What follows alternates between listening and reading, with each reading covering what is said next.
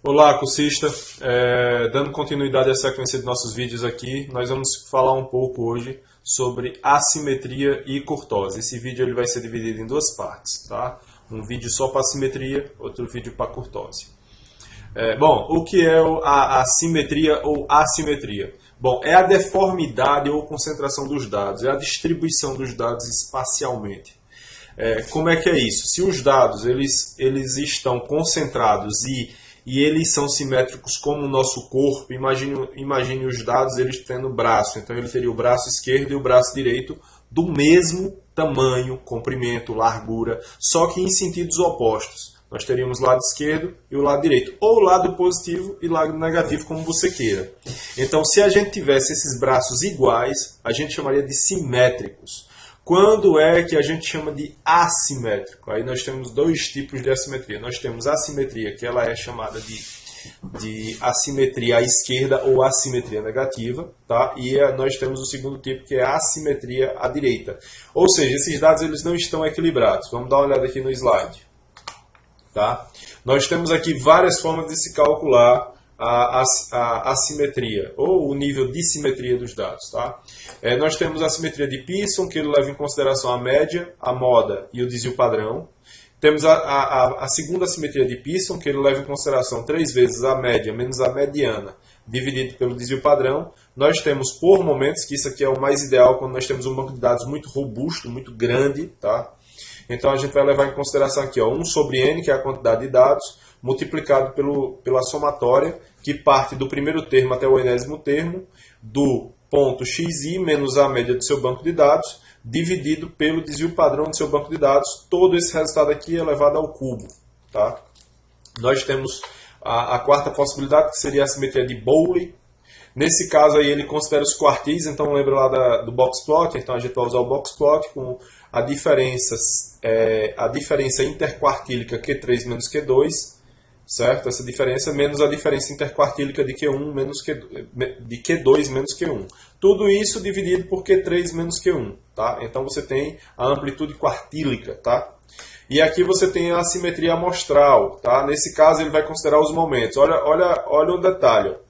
M3. O que é M3? Ó, vem aqui e dá uma olhada. Ó. M1K é chamado de momento central amostral. Ou seja, esse momento aqui ele leva em consideração a diferença de cada informação que você tem, menos a média. Então é mais ou menos isso aqui. Ó. Deixa eu pegar aqui a caneta. A gente passaria uma reta no eixo X e nós teríamos cada dado, cada pontinho desse aqui seria uma informação. Então ele vai levar em consideração a diferença, considerando que isso aqui é a média, né, obviamente, e a gente vai calcular essa diferença aqui, ó, tá?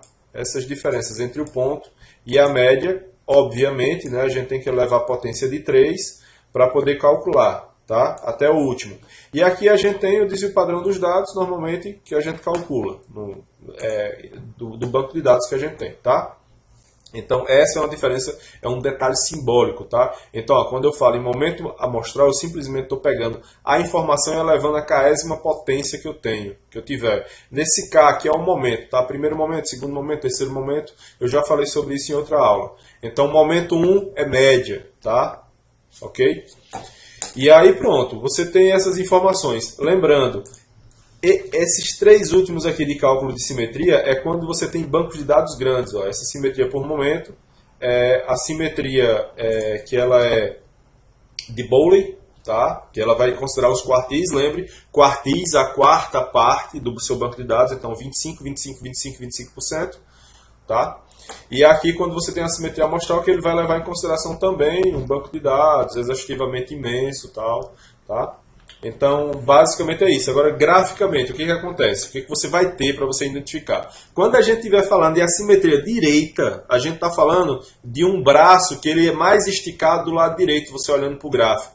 Ou, simplesmente, assimetria positiva. Tá?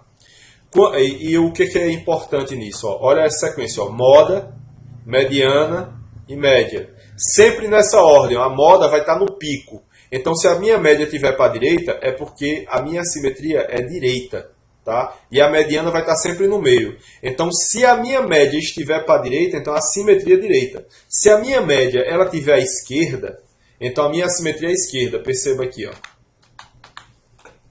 Tá aqui, ó. Tá vendo, ó, que a puxada agora do braço aqui do seu banco de dados é para a esquerda, então você tem, ó, moda sempre no pico e a média vai estar aqui. Ah, e mediana? Mediana vai estar entre moda e média, tá? E a ordem matemática é essa aqui, ó. X é média, mediana e moda, sempre desse jeito aqui, tá? E o que seria a simetria? A simetria seria o equilíbrio onde a moda, mediana e média elas se encontram. Isso aqui existe na distribuição, que vocês vão conhecer daqui a um tempo, chamada distribuição normal ou gaussiana, ou, para o pessoal que gosta de matemática, curva de sino. Tá? Não é seno, é sino, tá? Porque ele parece um sino aqui, desenhado de perfil. Tá?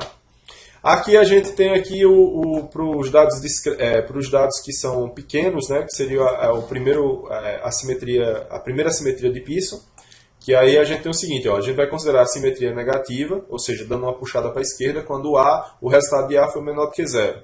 Você vai ter uma simetria quando A ele for zero. Não é se for zero, lembra que aqui é estatística, é próximo de zero, tá? E aqui, ó, positiva quando o A for maior do que zero, ou seja, o resultado dos seus cálculos aqui ele é maior do que zero. E o grau de simetria? Aí tem praticamente simétrica, moderadamente assimétrica e, com certeza, assimétrica. Então você tem esses três níveis aqui, você faz o cálculo e vê onde é que você se encaixa aqui nesse banco de dados. E pronto, basicamente é isso o conteúdo de simetria. Aí a gente vai aprender a calcular esse lance aqui no R, tá? Porque como é uma coisa mais longa, vai gerar sempre um pouco de mais trabalho. Não tem necessidade da gente estar usando caneta toda hora. Então vamos fazer no R, porque a gente aprende duas coisas. Uma, a representatividade do gráfico. E a outra é a programação, como é que a gente faz a parte de programação, tá certo? Muito obrigado. E até logo, vamos para o próximo vídeo que seria na sequência a curtose. Um abraço.